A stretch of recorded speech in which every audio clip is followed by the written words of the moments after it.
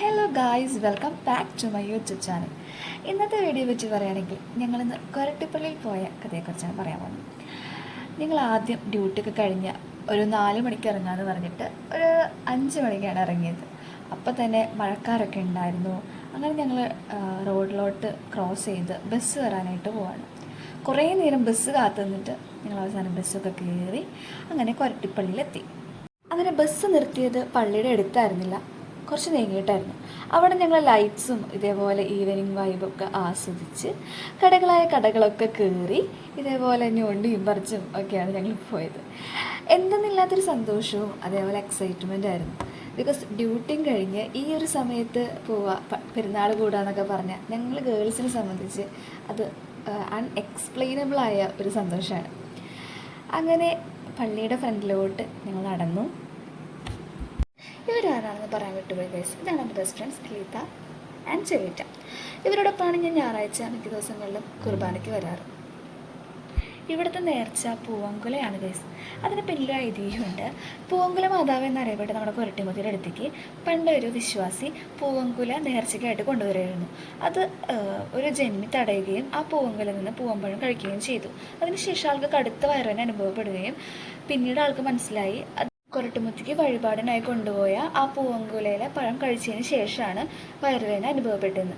പിന്നീട് ഒരു സ്വർണം കൊണ്ട് നിർമ്മിച്ച പൂവങ്കുല മുത്തിക്ക് വഴിപാടായിട്ട് കൊടുക്കുകയും അതിനുശേഷം എല്ലാവരും പൂവങ്കുല ഇവിടെ വഴിപാടായിട്ട് വെക്കുകയും ചെയ്തു എന്നാണ്. എനിക്ക് ഐതിഹ്യമൊക്കെ പറഞ്ഞ എൻ്റെ ഫ്രണ്ടാണ് വരുന്നത് ഗൈസ്. അപ്പോൾ ഞാൻ ഈ അൺഎക്സ്പെക്റ്റഡ് ആയിട്ട് വീഡിയോ എടുക്കാൻ കണ്ടിട്ട് അവിടെ നിന്നിട്ട് എൻ്റെ അടുത്ത് അപേക്ഷിച്ചുകൊണ്ടിരിക്കുകയാണ്, പിന്നീട് ഒരു ദിവസം വീഡിയോ എടുക്കാണെങ്കിൽ അവർ ഇങ്ങോട്ടൊക്കെ എടുത്താൽ പോരേടി എന്നാണ് പറഞ്ഞുകൊണ്ടിരിക്കുന്നത്. അങ്ങനെ കുറച്ച് നേരമുള്ള ഫാമിലിയൊക്കെ ആയിട്ട് വർത്താനൊക്കെ പറഞ്ഞ് വിശേഷങ്ങളൊക്കെ ചോദിച്ച് കഴിഞ്ഞപ്പോൾ തന്നെ ഞങ്ങൾ റൊസാരി വില്ലേജിലോട്ട് പോയി. റൊസാരി വില്ലേജിൻ്റെ ഉള്ളിൽ നമുക്ക് കയറി കഴിഞ്ഞിട്ടുണ്ടെങ്കിൽ ഓരോ സ്റ്റോറീസ് കാണാൻ പറ്റും. അതിന് കണ്ട് നടന്ന് വായിക്കേണ്ടതാണ്. അപ്പോൾ ഇതിൻ്റെ ഉള്ളിൽ കയറിയപ്പോൾ ഭയങ്കര മഴയായിരുന്നു. മഴയത്ത് ഞങ്ങൾ ഒരു കുടയിലും 3 ആളും കൂടെ ഇതൊക്കെ കണ്ടിങ്ങനെ വായിച്ചുകൊണ്ടിരിക്കുന്ന സമയത്തായിരുന്നു ഇത് സംഭവിച്ചത് ഗൈസ്. നല്ല വെടി പൊട്ടിയതായിരുന്നു ഗൈസ്. ഞങ്ങൾ വിചാരിച്ചിട്ട് ഇടിവാട് മിന്നി താഴോട്ട് നിലയിറങ്ങി വെട്ടിത്താന്ന് വിചാരിച്ച് ഞങ്ങൾ അരണ്ടൊക്കെ നൊലോണിച്ച് അതൊക്കെ കഴിഞ്ഞ് ഞങ്ങൾ അവിടെ നിന്ന് പോകുന്നു. ഞങ്ങൾ എന്നിട്ട് ഒരു കരിമ്പിൻ ജ്യൂസ് വാങ്ങിച്ചു. അപ്പോൾ കരിമ്പിൻ ജ്യൂസ് വാങ്ങിച്ചപ്പോൾ തന്നെ അതേ എക്സ്പ്രഷൻ കണ്ടാൽ തന്നെ മനസ്സിലാവും ഫ്ലോപ്പായി. എന്നാൽ പിന്നെ എന്തെങ്കിലും പർച്ചേസ് ചെയ്യാന്ന് വിചാരിച്ചിട്ട് കുറച്ച് നേരം ലിബുമ്പയുടെ കീച്ചേനൊക്കെ പിടിച്ച് കളിച്ചു. ഈ ലിബുമ്പയുടെ മിന്നി പറയുന്ന മുഖങ്ങൾ ഞാൻ പിടിച്ച ലിബുമ്പൻ പിടിച്ചപ്പോൾ തിരികളെ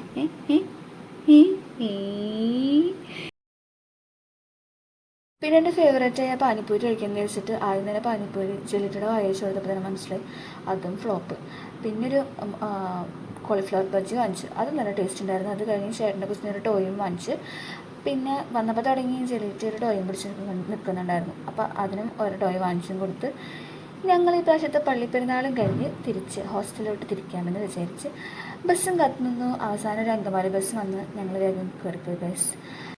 ഫ്ലോപ്പായ ഫുഡിൻ്റെ കഥ പറയാണ്ട് വേഗം ഹോസ്റ്റലിൽ കഴിഞ്ഞ് ബസ് ഫുഡും കഴിച്ച് കിടന്നുറങ്ങാമെന്ന് പറഞ്ഞുകൊണ്ട് ഞങ്ങൾ ബസ് ഇറങ്ങിയിട്ട് റോഡ് ക്രോസ് ചെയ്ത് നടന്നപ്പോൾ ഒടുക്കത്തെ ബ്ലോക്ക് മഴയും. അങ്ങനെ കുറേ നേരം അവിടെ നിന്ന് കഴിഞ്ഞിട്ടാണ് ഞങ്ങൾ അപ്പുറത്തോട്ട് ക്രോസ് ചെയ്തെത്തിയത്. അപ്പോൾ വീഡിയോ ഇവിടെ കഴിയാണ് ഗൈസ്. നെക്സ്റ്റ് വീഡിയോയിൽ കാണിക്കുന്നതായിരിക്കും. Tata bye. എൻ്റെ വീഡിയോ ഇഷ്ടപ്പെട്ടാൽ ലൈക്ക് ചെയ്യുക, സബ്സ്ക്രൈബ് ചെയ്യുക, ബെൽ ബട്ടൺ ക്ലിക്കിംഗ് അമർത്തുക.